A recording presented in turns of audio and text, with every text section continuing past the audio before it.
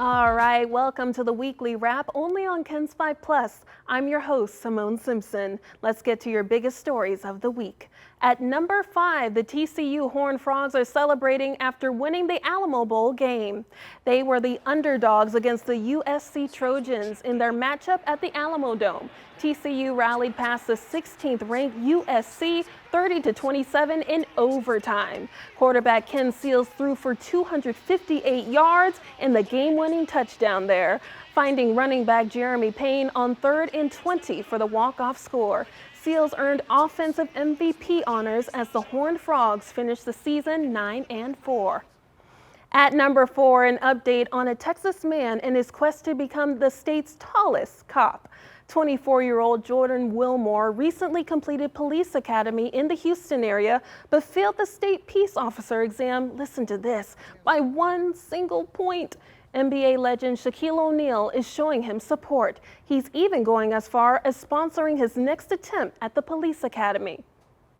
I want him to really focus on this because it's commendable that a kid wants to be a cop. I love cops. I get a lot of flack for loving cops, but cops made me who I am. Shaq himself attended the police academy in Los Angeles County, California, and became a reserve officer with LA Port Police. He knows about setbacks with this particular career field. It took him 5 to 7 years to graduate from the academy. Now he's pledged to help Wilmore get there too. I wanted to just, let him know that he had my full support. So I'm gonna be on you, brother. Make sure you get it done. I mean, I'm really thankful for him helping me out and being there and being like a mentor for helping me out do this. First I was down, but then I'm like, I'm still young, you fail, you gotta get right back up. Can't be so quick just to quit. As an additional incentive, Shaq says he will even have a custom-made car ready for Wilmore to use when he passes the exam. And in case you're wondering how tall these two are, Wilmore is 7 foot 3 inches tall, 2 inches taller than Shaq. Turning to weather, winds tore through San Antonio over the weekend, leaving people without power and at least 2 neighbors with a huge headache. KENS 5's Andrew Moore shows us damage after strong winds. As a cold front brought winds up to 55 miles an hour through San Antonio, several SA homes and businesses were briefly without power. But homeowner Skip Keith woke up to an even bigger problem. Sounded like a freight train, and then I heard a snap. As the sun rose, he found most of his neighbor's tree was now in his backyard. At first, it was disbelief. Neighbor Blue Mojica couldn't believe it either. We both said at the same time, I hope the neighbors ain't hurt. Fortunately, no one was hurt. And as the neighbors surveyed the damage, they found out it wasn't quite as bad as it looks. The tree damaged Keith's roof, but it did not break into his home. And while it destroyed the neighbor's fence, it missed their utilities completely. We were blessed none of that got interfered with. Keith says he knows the neighbors will figure it out together. And while it's not the way he wanted to ring in the new year, Keith says he's keeping it in perspective. I'm just happy everybody's safe and sound. Andrew Moore, KENS 5. Thank you, Andrew. The weekly wrap is back after this. Go ahead. Take a look at the faces of San Antonio Zone. When you look into their eyes, you see passion, you see hard work, you see familia. Generations of people who embody a rich culture of respect, honor, and originality. We're all in San Antonio, but more importantly, San Antonio is in us. It's what makes us special. It's why we're proud to be San Antonio's own. A broken vehicle fixed after 5 months of no help. KENS 5 made it 100% better. A busted windshield fixed after getting the runaround from a contractor. And you guys did it. Y'all were amazing. A much-needed tax refund this man couldn't access. Yep, fixed. KENS 5 actually helped me out quite a lot, actually. Have a consumer problem you can't solve? Call KENS. Weekdays at 6 on KENS 5. Got a problem, call KENS. They will solve the problem.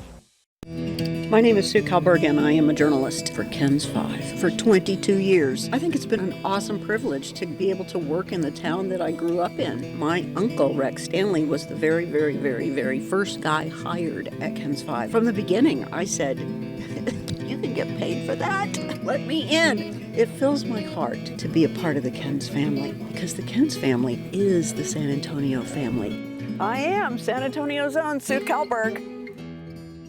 We want to get you breaking news right now. Here, let me show you the police activity. New insight into a deadly police shooting. We just got an update from fire officials. We'll continue to keep you updated. Stream extended coverage, live or on demand, right here on KENS 5+.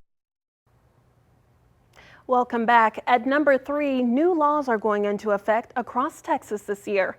One of them is Senate Bill 1023, which focuses on property tax transparency.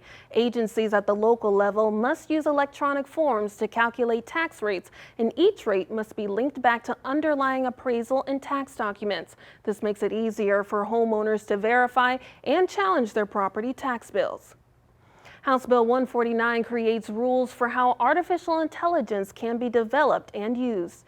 It bans AI systems that promote harm, discrimination, and certain illegal activity.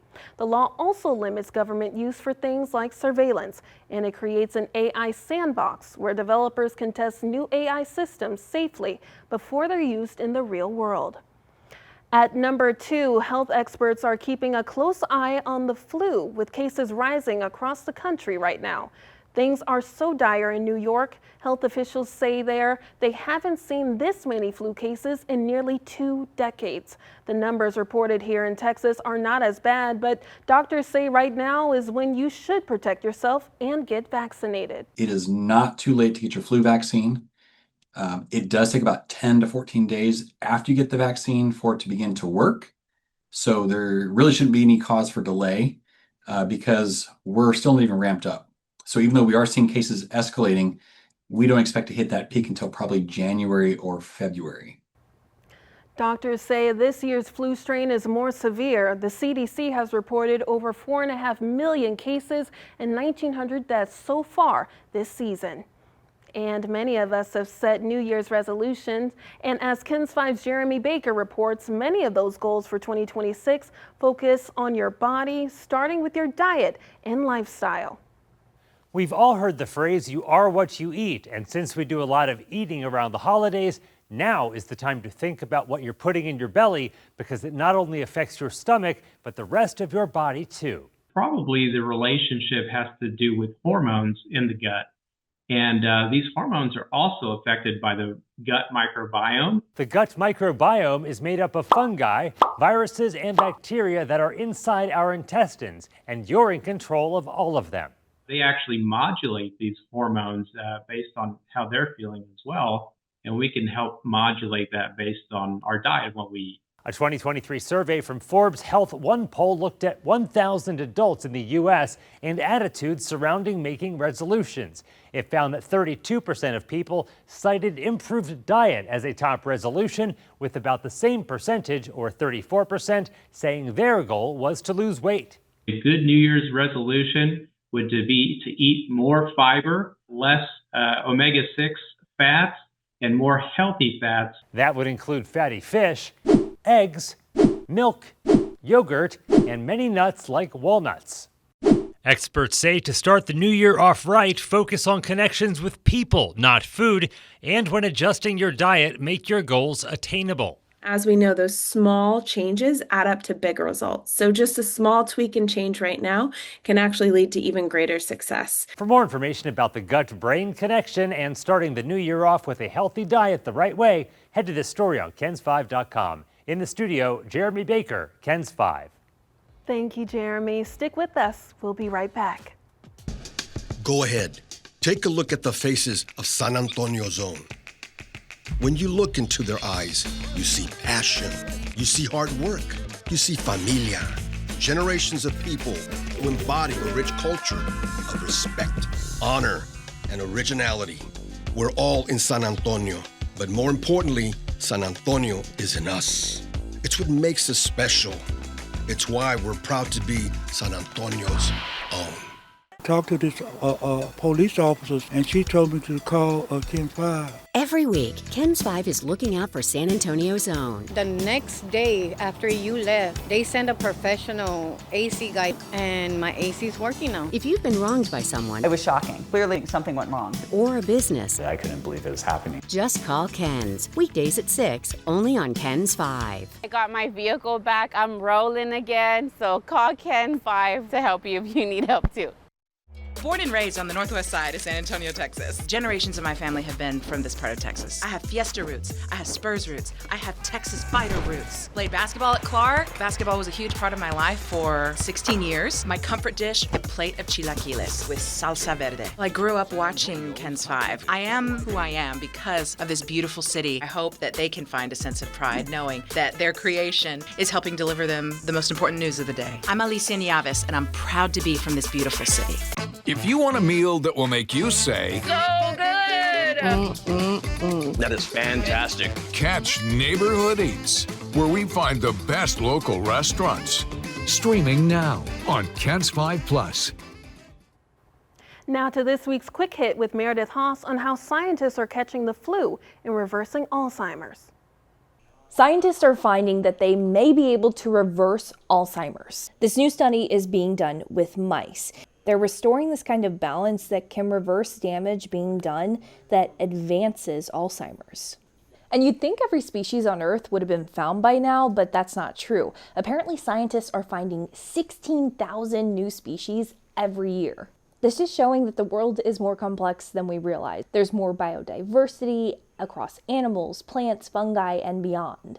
So thousands were found in 2025. I wonder how many more will be found in 2026. And of course, it's flu season. Hopefully you haven't caught the virus, but scientists are now able to catch it in real time.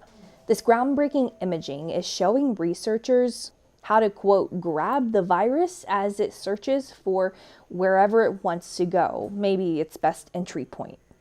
Thank you for watching this week's Quick Hits, and happy holidays. I'm Meredith Haas. Thank you, Meredith. At number 1, the White House says the U.S. carried out another military strike in Venezuela.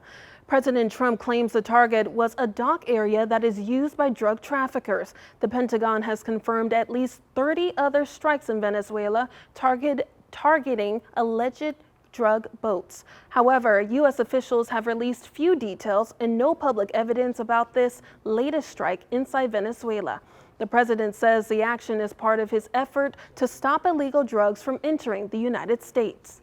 Why did you authorize the CIA to go into Venezuela? I authorized for two reasons, really. Number one, they have emptied their prisons into the United States of America. And the other thing are drugs. We have a lot of drugs coming in from Venezuela.